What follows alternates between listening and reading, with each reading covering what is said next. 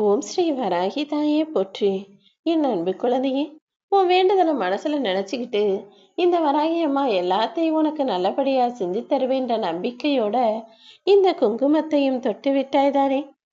நிச்சயமா உன் மனசு மகிழும்படி நீ ஆசைப்பட்டதையெல்லாம் உன் கைகள்ல கொடுத்து நீ எதிர்பார்த்த நல்ல விஷயத்தையும் உன் வீட்டில் நடக்கும்படி செய்து உன் மனசுக்கு மகிழ்ச்சியை தரத்தான் வந்துள்ளேன் என் தங்கமே. சில விஷயங்கள் நான் சொல்லும் போது உனக்கு சீக்கிரம் புரியலைனாலும் நிச்சயமா அது தேவையான நேரத்துல சரியா உனக்கு ஞாபகம் வரும். அப்படிதான் இப்போது நீ துன்பத்தில் மாட்டிக்கொள்ளாமல் பல விஷயங்களை உனக்கு அறிவுறுத்தி உன்னை காப்பாத்திக்கிட்டு இருக்க இந்த வராகி அம்மா சீக்கிரமே உனக்கான நல்ல விஷயங்கள் நடக்கும்படியும் செஞ்சு காட்டுவேன். மனிதனுடைய மனம் ரொம்ப வித்தியாசமானது. என்ன கிடைச்சிருக்கோ அதை நினைச்சு நிறைவடையாது. ஆனா எது கிடைக்கலையோ எது இல்லையோ அதை தான் பெருசு நினைச்சுக்கிட்டு அதை அடைவதற்காக ஏங்கி தவிக்கும் மனிதர்கள் இங்கு நிறைய பேர் இருக்காங்க தானே. அந்த வகையில தானே நீயும் ஒரு சில விஷயங்களுக்காக ரொம்ப ஆசைப்பட்டு ஏங்கி காத்துக்கிட்டு இருக்க. கிடைக்காததை பெருசா நினைக்கிறதுக்கு பதிலா உனக்கு கிடைச்சிருக்க உன் வாழ்க்கையையும் உன் வாழ்க்கையில உனக்குள்ள விஷயங்களையும் திருப்திகரமாக ஏத்துக்க பழகு. தோல்வி மட்டுமே உன்னை துரத்துதுன்னு நீ தவறா நினைச்சிட வேணாம். மிகப்பெரிய வெற்றிய உன் வாழ்க்கையில நீ சீக்கிரமே பார்க்க தான் போற. ஒரு பெரிய மரத்துல இருந்து வெட்டி வெட்டி நிறைய கோடிக்கணக்கான தீக்குச்சிகளை எடுத்துட்டு வரலாம். ஆனா பல கோடி மரங்களை அழிப்பதற்கு ஒரு தீக்குச்சியின் தணலே போதுமானது தானே. அப்படின்னா என்ன புரியுது? ஒரு இதை உருவாக்குறதுக்கு நிறைய தேவைப்படும். ஆனா அழிக்கிறதுங்கிறது ரொம்ப சுலபமா எல்லாத்தையும் சீக்கிரத்துல அழிச்சிட முடியும்.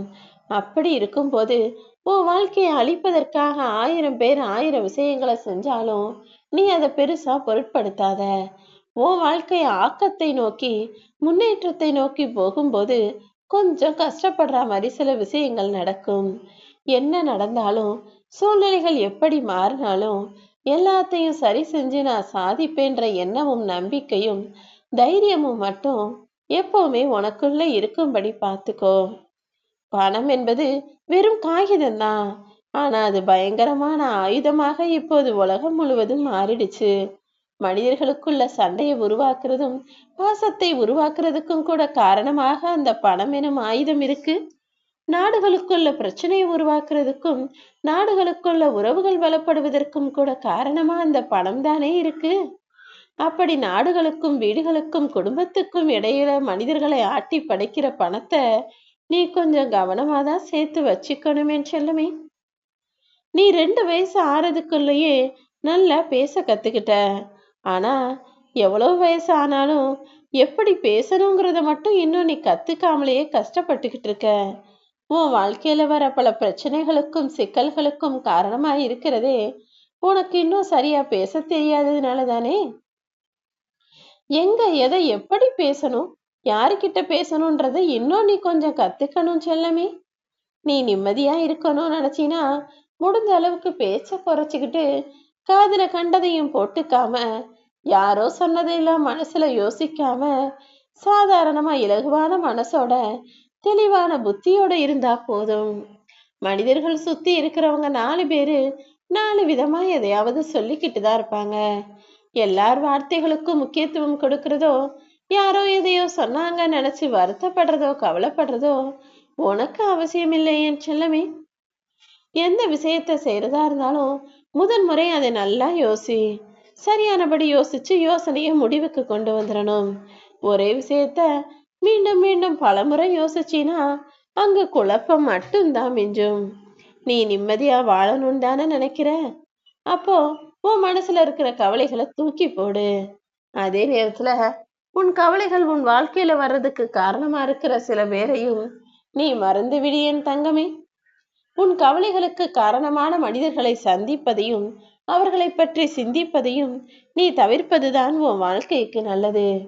எந்த விஷயத்துக்காக நீ ஆசைப்பட்டாலும் அதை அடைவதற்காக பொறுமையோட தேடணுமே தவிர அவங்க கிட்ட இது இருக்கு இவங்க அதை வச்சிருக்காங்கன்னு பொறாமைப்பட்டு அடைய நினைக்காதே.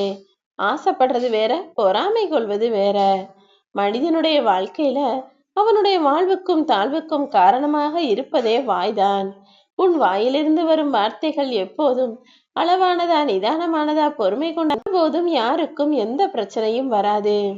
நீ நினைக்கிறது போல அமைதியும் மகிழ்ச்சியும் சந்தோஷமும் வெளியே வேற எங்கேயும் இல்ல. அது உன்னை தவிர வேறு எங்கேயும் இருந்து உன்னால உனக்குள்ள கொண்டு வர முடியாது என் தங்கமே. மற்றவரை பத்தி நீ சரியா புரிஞ்சுக்கிட்டீனா புத்திசாலிதான். ஆனா உன்னை பத்தியே முழுசா தெரிஞ்சுக்கிட்டா மட்டும்தான் உன் வாழ்க்கையை வெற்றி பெறக்கூடிய ஞானியாக நீ இருக்க முடியும். புத்திசாலி பிள்ளையா இருக்கிறதை விட உன் வாழ்க்கையில நீ என்ன செய்ய முடியும், எதை செய்ய போறன்றதுல தெளிவா இருக்கக்கூடிய ஞானியாக நீ இருந்து விடு. மனிதனும் சரி, வாழை மரமும் சரி, ரெண்டுமே ஒண்ணுதான். தேவைப்படுற வரைக்கும் வீட்டுல நல்லா பத்திரமா பாதுகாப்பா பெருமையா வச்சுக்குவாங்க. தேவை முடிஞ்ச உடனே வீட்டுல நல்ல காரியம்னு முடிஞ்சா கூட அந்த வாழை மரத்தை எப்படி தூக்கி வெட்டி வீசிடுவாங்களோ, அதே போல உன்னுடைய தேவை முடிந்த பிறகும் உன்னை மூளையில் தூக்கி வீசி விடுவார்கள் என் தங்கமே. அதனாலதான் எப்போதும் எந்த வயசுலயும் யாருக்கிட்டையும் எதையும் எதிர்பார்க்காம உனக்கான விஷயங்களை எல்லாம் நீயே செய்யக்கூடிய ஆளாக இருந்தினா யாருடைய தயவும் உனக்கு தேவை இருக்காதுன்னு சொல்றேன். முடிந்ததையும் சரி, நீ இழந்த விஷயங்களையும் சரி, எப்போதுமே உன் நினப்புக்கு கொண்டு வந்து அதையே யோசிச்சு கவலைப்பட்டு வருத்தப்படக்கூடாது. ஒரு இடத்துல உனக்கு கேள்வி கேட்க உரிமை இருந்தா மட்டும்தான் அங்க உனக்கு மதிப்பும் மரியாதையும் இருக்குன்னு அர்த்தம். எந்த இடத்துல உன்னை பேசக்கூடாதுன்னு தடுக்கிறாங்களோ, எங்க நீ கேள்வி கேட்க கூடாதுன்னு உன் வாயை மூடுறாங்களோ, அங்கேயே நீ அடிமையாகத்தான் மாற்றப்படுகிறாய். நீ அப்படி அடுத்தவனுக்கு அடிமையாக இருக்கக்கூடாது. தன்மானத்தோடு தலைநிமிந்து வாழக்கூடிய என் பிள்ளையாக நீ இருக்கணும்னா உனக்குன்னு சுய கௌரவமும் சுய சம்பாத்தியமும் உனக்குன்னு மரியாதையும் இருக்கும்படி உன்னுடைய செயல்களையும் வேலையையும் வச்சுக்கோ. அடுத்தவர் உனக்காக வெகுமதி தரல, உன்னை பாராட்டலங்கிறதுக்காக உன்னுடைய நல்ல விஷயங்களையும் நல்ல செயல்களையும் நீ நிறுத்திடக்கூடாது.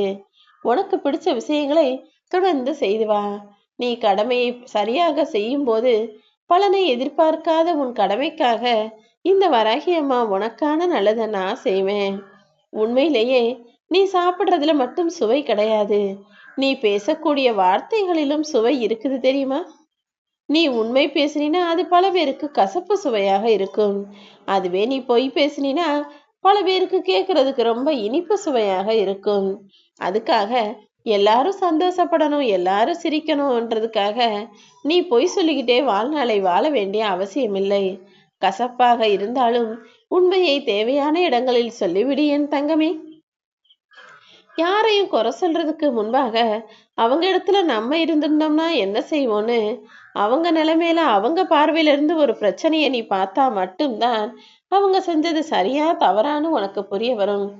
அதை விட்டுட்டு யாருடைய பிரச்சனையிலையும் தலையிட்டு நீங்க செஞ்சது சரி தவறுன்னு சொல்லக்கூடிய ஆளாக நீ இருக்காதே. அப்படி அடுத்தவர் குறையை இன்னொருவர் சொல்லக்கூடிய அளவுக்கு உரிமையை இந்த உலக மக்கள் யாருக்குமே நான் இன்னும் கொடுக்கல.